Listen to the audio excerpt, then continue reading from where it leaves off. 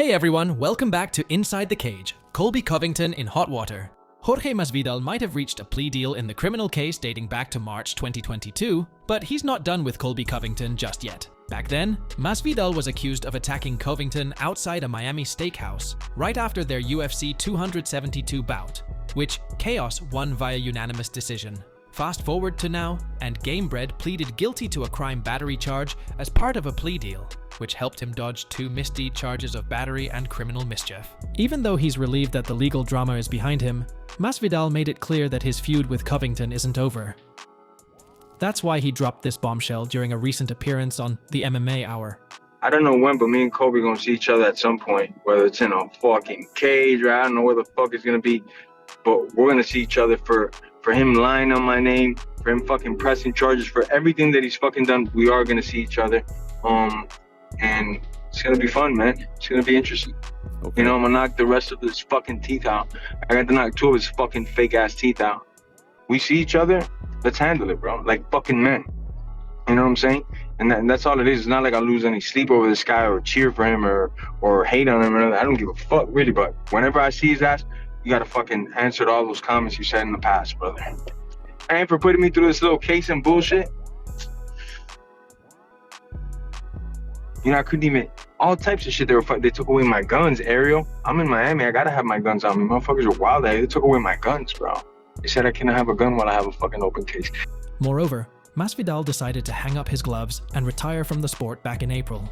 On the other hand, his former friend and teammate, Covington, is gearing up for a big title shot. He's set to challenge Leon Edwards for the welterweight title at UFC 296 on December 16th. Surely it's going to be quite a matchup given their history. UFC Future Fights announcement. Recently, Dana White, the UFC CEO, shared some big news on his social media. He's lined up 3 massive title fights for the coming months. First off, we've got Sean Strickland, the new middleweight champ, defending his title against Dricus du Plessis. Strickland pulled off a major upset when he beat Israel Adesanya, and du Plessis was supposed to challenge for the belt before injuries messed things up. Then in February, Alexander Volkanovski was back in the featherweight division. He's defending his long-held throne against Ilia Topuria. Volkanovski already gained a lot of respect when he stepped up to face Islam Makhachev on short notice. Now, he's back at 145 and up against Topuria, who recently had a dominant 5-round victory over Josh Emmett. And last but not least, there's a rematch we've all been waiting for. Sean O'Malley, aka Suga, is making his first defense of the bantamweight title against Marlon Vera. These two met back in August 2020, and Vera got the better of O'Malley. But since then, O'Malley bounced back with 4 wins, including taking the title from Aljamain Sterling. This fight is packed with history and should spark a ton of debate, as is typical in the bantamweight division. So yeah, don't forget to keep an eye out for more fight announcements. It's gonna be an exciting few months in the UFC. Sean O'Malley's bold prediction for 2024. UFC bantamweight champ Sean O'Malley is making his intentions known. He's been away from the octagon since he scored a knockout victory over Aljamain Sterling back in August, which earned him the bantamweight title. Right after that win, he wasted no time and called for a rematch with Marlon Vera. You might remember that Chito Vera got a stoppage win over O'Malley in their first bout back in 2020. Meanwhile, Vera last fought in August, where he grabbed a victory over Pedro Munhoz. Some other fighters like Aljamain Sterling and Merab Dvalishvili had been pushing for a title shot, but the UFC decided to go with the O'Malley-Vera rematch for UFC 299. Dana White also confirmed the news on social media that O'Malley and Vera are going to throw down again in March. In an interview on the MMA Hour with Ariel Helwani, he expressed his belief that this fight is just the first step toward him becoming one of the biggest stars in the world of sports. I will be the biggest name in sports. You think so? End of 2024. Yeah. I go out there, knock out Cheeto. Yeah. Get one more fight, end of the year, win that. 2-0, 2024. I believe I'll be the biggest name in sports, especially if you do it in a spectacular fashion, not boring like Cheeto versus Pedro. Like that was super boring. I can't have performances like that. That'd be embarrassing. I definitely don't want to do that. That's not how you become a. Eventually, though, as the competition gets tougher, the fights are gonna get. Aljo, what do you mean? That's the toughest fight in the division. No, I know, but it's that was the #1 guy in the division. However, we don't have all the details about the event just yet, but Sugar O'Malley is pretty confident that this rematch is going to be a big deal. Ariel Helwani defies the critics. So, there's been a bit of a back and forth in the MMA world involving Ariel Helwani, the well-known MMA journalist, and former UFC champ Jamahal Hill. It all started when Sweet Dreams put out a video criticizing Helwani for his recent interview with Chael Sonnen on the MMA Hour. The interview got a bit heated as the bad guy and Helwani discussed Tyson Fury versus Francis Ngannou and the associated pay-per-view numbers. Although it seemed like Helwani and Sonnen had put their disagreement to rest, Jamahal Hill had some thoughts on the matter.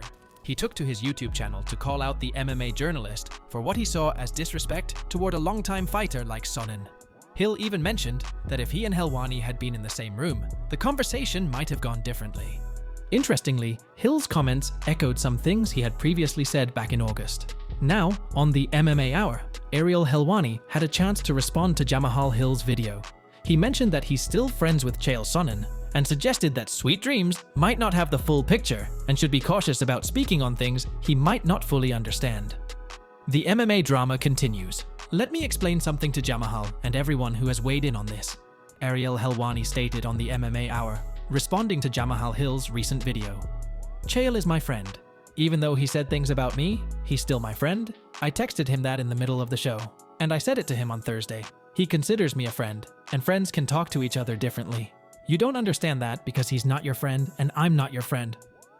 Just like back in August, you swung and you missed. That was my friend. We talked it out and we cleared it up. Friends can talk to each other and they can kiss and hug and make. I don't wish it happened. I would rather it didn't happen like that, but that's my relationship with Chael, dating back to Ariel and the bad guy. We have that kind of relationship. Our relationship isn't going anywhere. This show isn't going anywhere. We ain't going anywhere. This guy right here isn't going anywhere. All in all, Helwani isn't shying away from defending his name and his relationships in the MMA world. The post-fight puzzle between Almeida and Lewis. In the main event of UFC Sao Paulo, UFC had a heavyweight showdown between Jailton Almeida and Derek Lewis, who stepped in on short notice. Almeida dominated Lewis throughout all 5 rounds, but some people were a bit disappointed that he couldn't seal the deal with a finish. Whereas Almeida managed to take Lewis down pretty easily, but once he got on top, he didn't do much, and he seemed to slow down as the fight went on. Even though Almeida got the win, it's doubtful that he'll get the fight he called for against Cyril Gane. Instead, it makes more sense to set up a bout with Curtis Blaydes. Blaydes is ranked higher than Almeida and could present some challenges with his wrestling and takedown defense. On the other side of things, Derek Lewis's record isn't looking too good lately, with just 1 win in his last 5 fights.